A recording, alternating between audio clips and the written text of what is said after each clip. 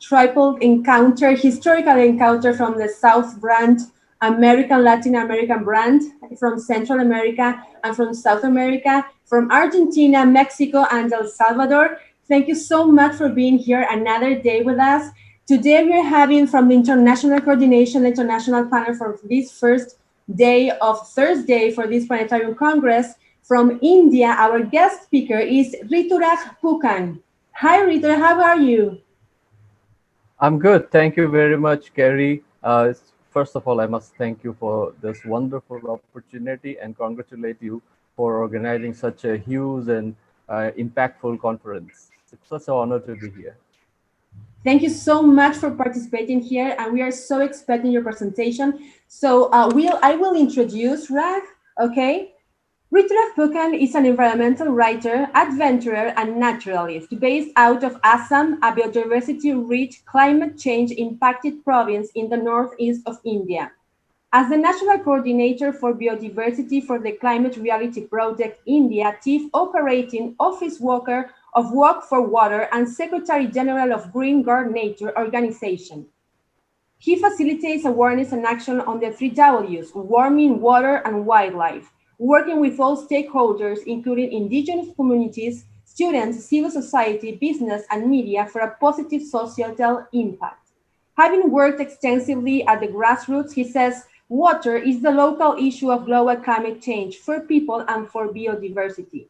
Rituraj was trained as a climate reality leader by Nobel laureate Al Gore and was featured in the former US Vice President's 2016 book, An Inconvenient Sequel, Truth to Power. Rituraj is a member of the International Union for Conservation of Nature and sits on the board of civil society groups in the Americas, Europe, and Australia. We are so thankful to have you here. Rituraj, please, we're expecting your presentation, so go ahead. Thank you very much for that kind presentation. As soon as my screen sharing is disabled, so once you enable my screen sharing, I will be able to share the screen. Okay. You know you have the green button over there? Yeah, You but can press the green button. it's disabled now. I'm not able to share. You have to enable Ok, it. Tere, para que pueda compartir la pantalla. No la puede compartir. Sí, you can do it. Just press the green button again, please. Yes. Gracias, Tere. There you go. Awesome.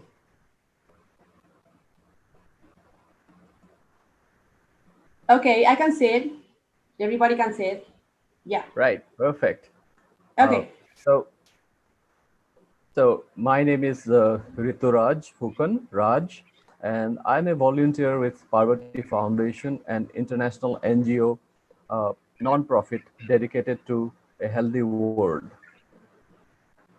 First of all, I would like to show you where I come from. This is Assam in the northeast of India, a very biodiversity rich but early climate impacted region. And we are famous for the one-horned rhino, as you see the picture in the bottom.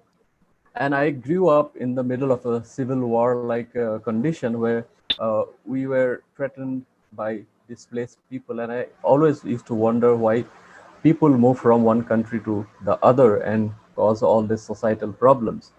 And it took me a trip to Antarctica back in 2013 to understand that it is actually all related to climate change and all the floods and erosions and conflicts that was happening in my home region, home province, was due to climate change.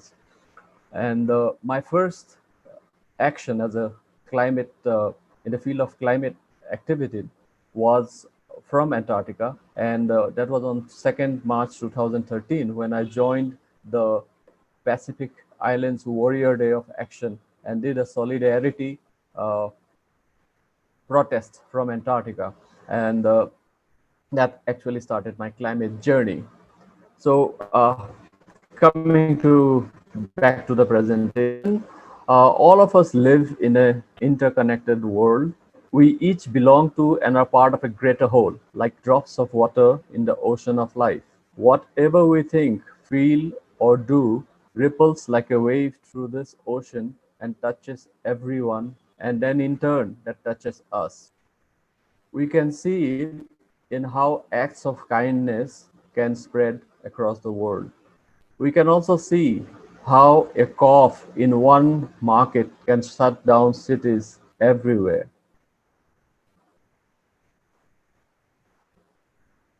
If you have been feeling that something is terribly wrong with our world, you are not alone and you are not wrong. Amidst our current pandemic crisis, people everywhere are beginning to sense a deeper problem with our shared home. You can feel it in the rising floods, the raging fires, and the disappearing lands. But you can also feel it in the increasing violence, stress, and divisiveness happening today. It's a global emergency on all levels, and we must address it at its root. Even if the situation seems insurmountable, the truth is you have the power for change. That is what this presentation is about. For centuries, we used to believe that our world was flat. Eventually, we came to understand that the earth is round.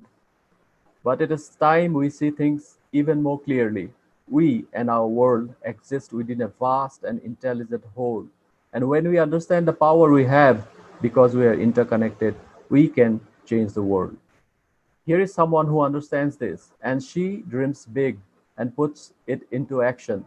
This is Parvati, a chart topping, award winning Canadian musician and author who is the founder and CEO of the all volunteer international nonprofit Parvati Foundation. We have an uniquely effective plan for a healthy world born on the northernmost reaches of the Arctic Ocean. The following may sound like fiction, but it is a true story. During an unusually hot summer in Toronto, Parvati was about to do a concert tour in Asia, but she kept having a dream of flying on ice while a blue whale swam below. She told her music manager the whale was calling her to the North Pole and insisted that they postpone her tour so she could travel instead to the top of the world to raise awareness of the melting sea ice. 3 weeks later, she was in a remote village in the high Arctic on her way to the North Pole. That's where two Inuit elders greeted Parvati and said, "You are the one who has come to do healing for the planet. We knew you were coming," the whale told us. In that moment, Parvati understood we are all interconnected. Nature's intelligence will work through us if we are willing to listen. Here is Parvati making history in the northernmost musical performance ever.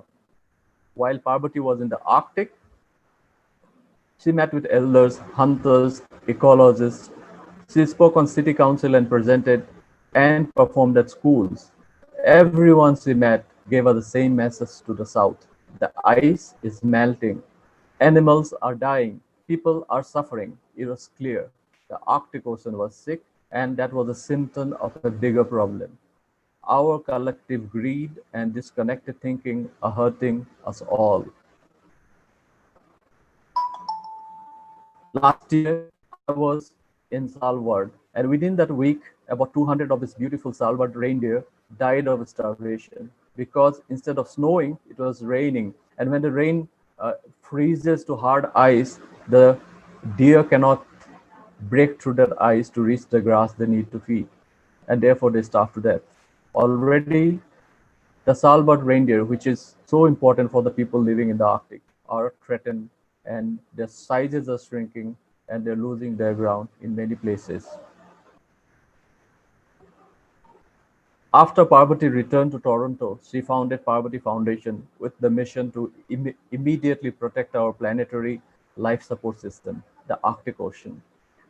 For millions of years, long before humans ever walked the earth, the Arctic Ocean has kept our planet cool, like an air conditioner, and healthy, like a medical mask.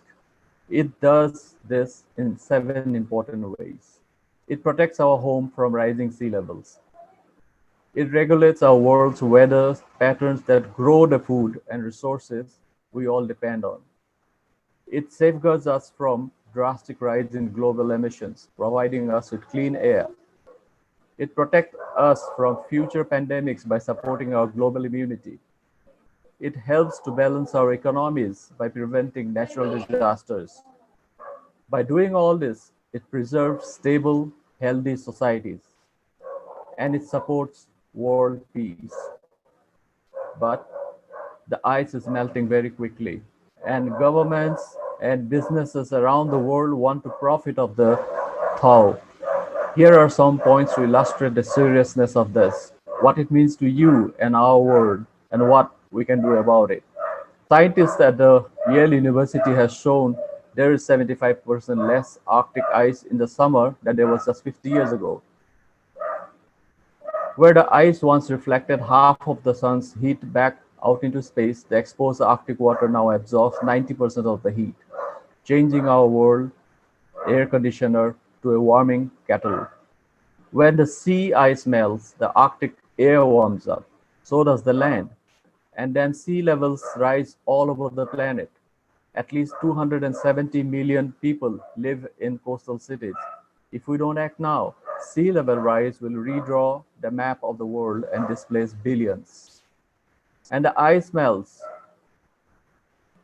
global weather patterns destabilize, floods and droughts are on the rise, hitting hardest in vulnerable areas. A healing planet also means crop failures as well as water and food shortages. While air pollution from burning fossil fuel kills 10,000 people every day, scientists agree that Arctic oil must stay off limits to keep the world from heating up more than 2 degrees Celsius. Arctic ice has been protecting us from 140 trillion grams of carbon dioxide being emitted into the atmosphere. This means the newly open waters threaten our transition of fossil fuels to renewable energies. In addition, the Arctic Ocean is a safe refuge for 17 different species of whales that help us breathe, three of whom live there the entire year.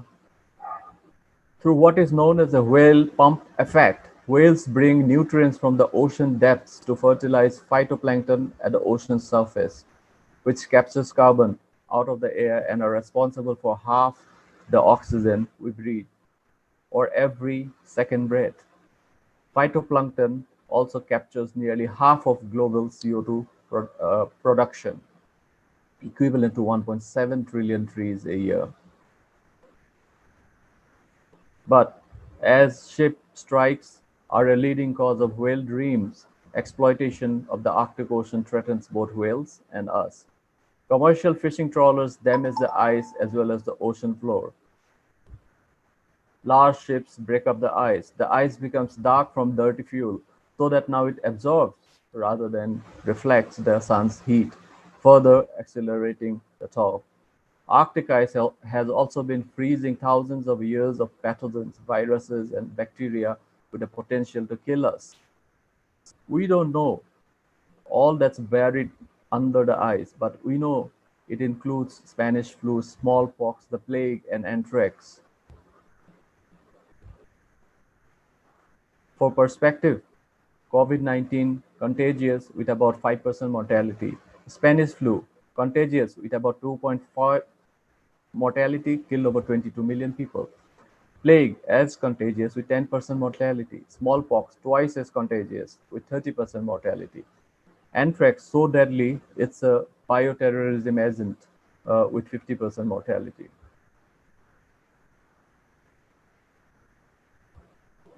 You might think these won't reach us in the south, but we know how fast a novel pathogen can travel the world, and the Arctic has another danger that multiplies this risk. Arctic soil contains methane equivalent to 4 to 5 times all the carbon dioxide we have emitted since 1850. As permafrost melts, methane seeps or erupts to leave craters like this. What happens in these craters? Massive planetary warming. Methane is 30 times more powerful than CO2 in capturing heat.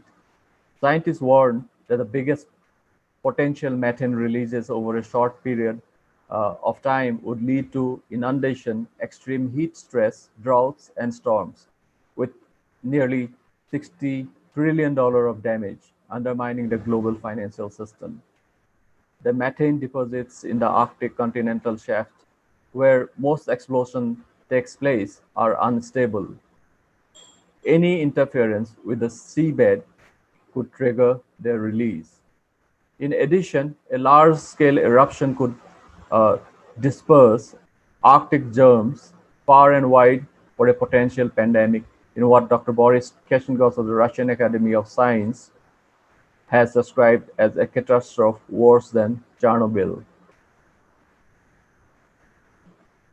In what was a natural peace sanctuary for millennia, Russia and NATO states are building up military presence to claim what lies beneath the sea.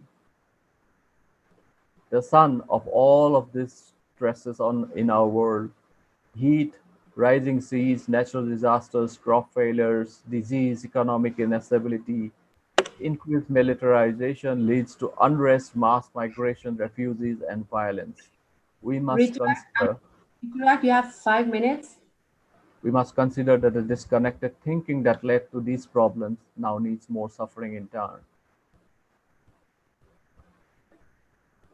We will now quickly scroll down to the towards the end because we are running out of time.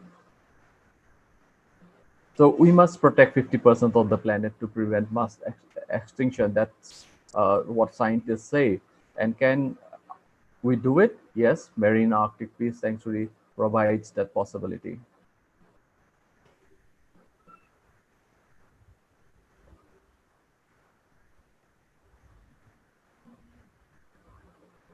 Okay, that I mean incredible. Thank you so much.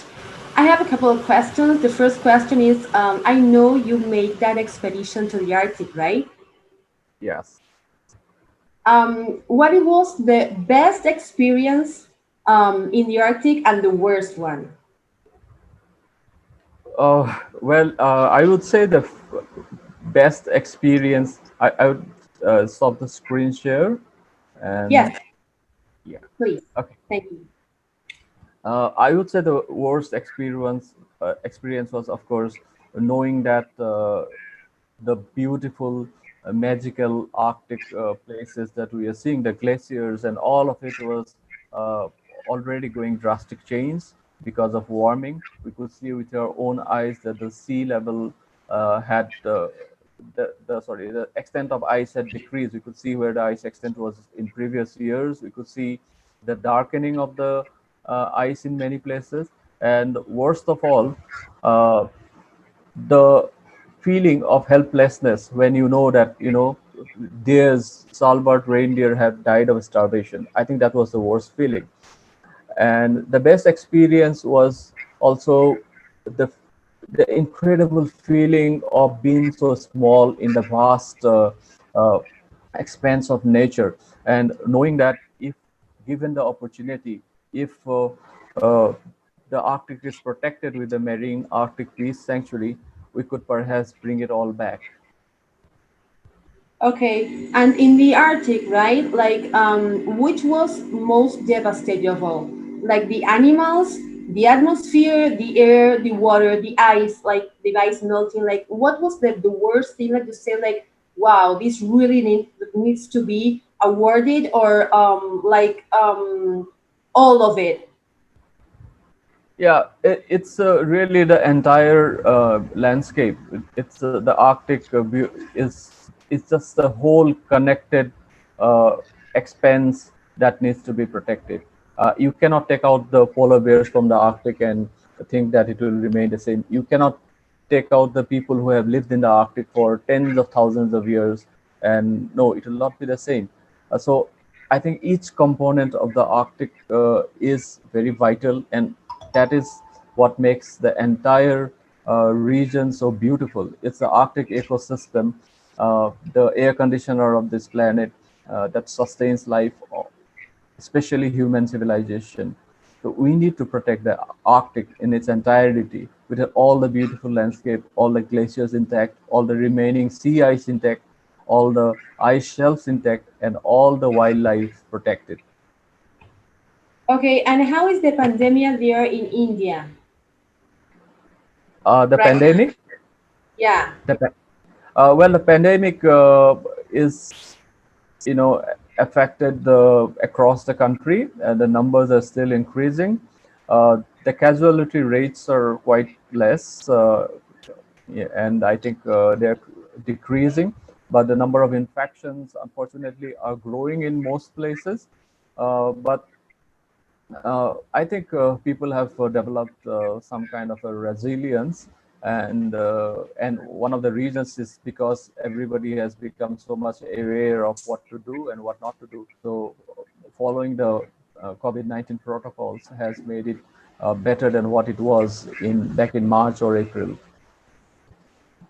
And what about the climate change before the pandemic in India and during this pandemic? I mean, we are not done. We do not know when it's going to be over. We hope and pray God that it's over for next year. But we are like in this month of the year in everywhere in the world, and the pandemic is still going on. So, what about the environmental crisis in India before the pandemic and during this pandemic time? Well, I don't think this short break or pause in development activities or human activities could in any way balance the hundreds of years of emissions that has been accumulated in the atmosphere, and which will continue to warm the earth for many years. Uh, Having said that, I think the pandemic did provide a break, especially since it happened in the breeding season for birds and animals. I think nature actually uh, recuperated in many ways, unbelievable ways, in fact, and air pollution went down in many other places. Uh, you must have heard the stories about how the Himalayas were visible from a city where it has not been seen for like maybe 100 years. But unfortunately, things are like back to normal. Traffic is almost the same as it was before the pandemic. I think the pollution levels have risen up now. But what I feel is that it's a demonstration that if as a community, the entire global community, if we can act, whether it's in Europe or in India, whether it's in the developed countries or in the emerging economics, we all can act. We all can change our ways. Maybe we can still save the planet. Right. And I will give you three questions more. The first one is, what about India and its government about environmental justice? One. The second one, what about environmental policies over there? And the third one, this is gonna be really cute. Is there like Al Gore in India? You know, like Al Gore is our like mentor from Climate Reality. I'm also a Climate Reality Fellowship. So, is there an Al Gore in India? Uh, Well, number one, climate justice. Of course, there's a movement to ensure that there is climate justice ensured to the millions of poor, impoverished, rather affected people who are suffering from the water crisis, from prolonged drought, food scarcity as well, and disease, of course. Uh, but unfortunately, if you consider places like where I am born, Assam, we are one of the early climate impacted regions, and if anybody deserves climate justice to be uh, brought in, it is our area. But we don't hear that conversation much. But hopefully, it will improve. And number two, how's the climate movement, right? The number Uh, two was, what about environmental policies in the government? I yeah, mean, the there are a lot climate. of protesters everywhere. Yes. Yeah, the environmental policies is something, India is a developing country with aspirations to be uh, a major economic power. So, yes, there's a lot of decisions the government takes, which we feel are detrimental to the cause of the environment for, meeting the goals that we have promised, commitments under the Paris Agreement and other international agreements as well. And we also feel that the government is often falling back, especially in the post-pandemic development economy. on coal, so which is probably not progressive. And the third question was, is there a Al Gore in India? Well, I don't think we have such a strong political media personality, such a powerful, person who has embraced climate activism, who has been able to uh, reinvigorate the masses about climate change. No, unfortunately. So in all these years, there's no politician, there's no a policymaker, there's no change maker with such a power like Mr. Al Gore, like in United States. Well, there are I'm like, very yeah, there are very powerful politicians, and you must be aware that our prime minister, uh, in fact, wrote a book on climate change before he became the prime minister, right? And then he has won very top environmental awards. But if you look at some of the decisions, including reliance on coal and a lot of right, right, yeah, projects yeah, that right, is going to lead to deforestation. That doesn't seem totally. like we have real leader Thank on you the so environment much, side. Riturak, for your presentation. Thank you so much for being here. Thank you so much for being for this Global Planetarium Congress from Lima. So thank you very much. And we will see you soon in another presentation. Thank you so much. Thank you all for listening and watching us. And I am welcoming you for the next panel that we are having from an international panel coordination here from Lima. Thank you so much. See you in a bit. Thank you very much.